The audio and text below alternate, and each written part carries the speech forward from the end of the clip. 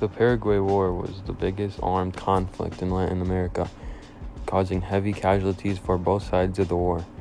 On the one hand, Paraguay and its army reformed and was ready for war. On the other, the Triple Alliance, its members from the empire from Brazil, Argentina, and Uruguay. Paraguay was ruled by dictator Solo Lopez, who was, before coming to power, traveled to Europe where he learned about military tactics. When he was returned from his trip and assumed power, he invested in the Paraguayan army with equipped military tactics superior to those of your neighbors. Paraguay has several problems to resolve at the time. Territorial disputes involving regions in Brazil, Argentina, and Bolivia. Paraguay also has no outlet to the sea, depending on the controllers of the La Plata Basin to trade with other countries. Paraguay had several reasons for a war. It just lacked an opportunity to start it.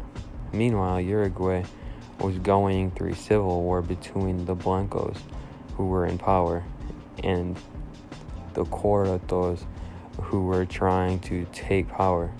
Brazil and Argentina supported the Corotos. Paraguay supported the Blancos after a Brazilian invasion north of Uruguay. Solon ordered a successful invasion of the Mato Grosso in early December 1864, and only on the 13th of this same month he declared war on Brazil. The invasion of Mato Grosso was just a big distraction. The Solano's real intentions were to control the La Plata Basin and Rio Grande do Sul.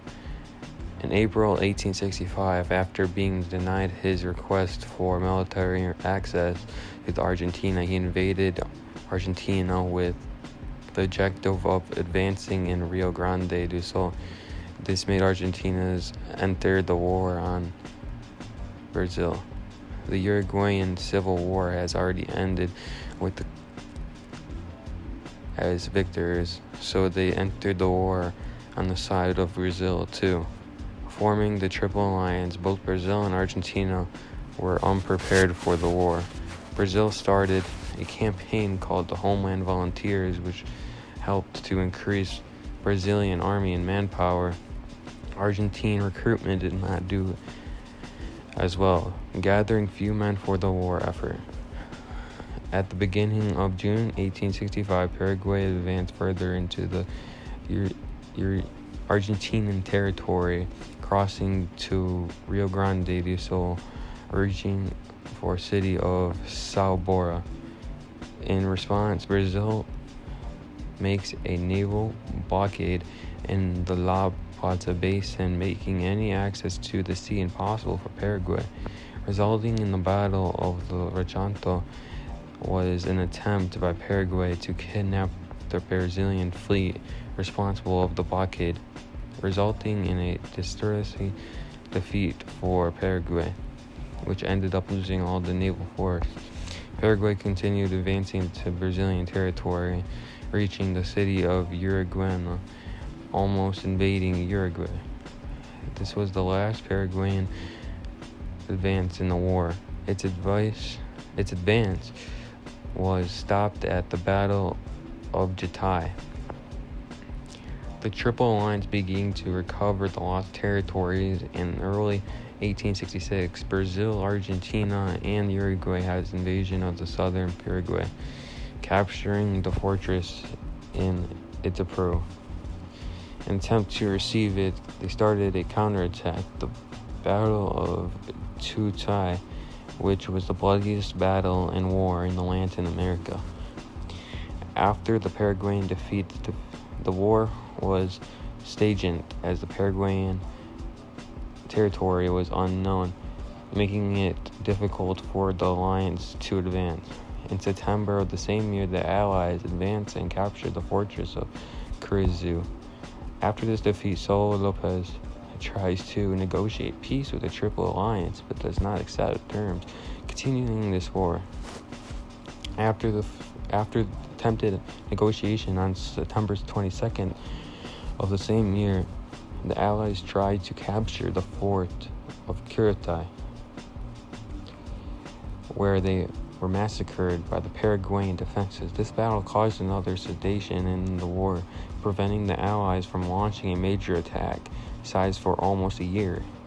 In October of the same year, the Duque de Cassis assumed command of the Imperial Army, reorganizing, improving the hygiene of the Imperial Army camps. Despite of this stagnation of the other front allies, that the Paraguayans were expelled from the territories they invaded, the exception of Mato Grosso, which also was vacated in 1868. During the periods, many Argentinians and Uruguayans began to withdraw from the front lines, leaving Brazil and Paraguay in the confrontation, seeing that the war was already won.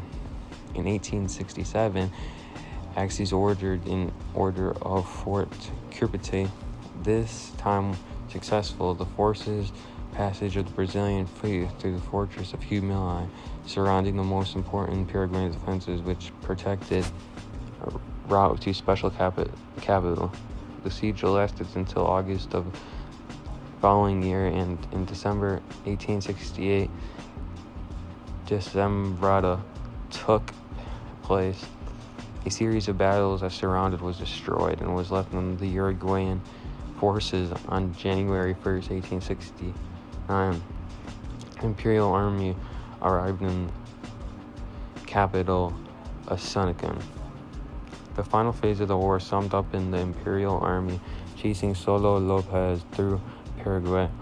The last great battle of the war occurred in the attempt to capture Solno, the Battle of Ocosono, which was fought by children, women, and elderly people without any preparation on the war.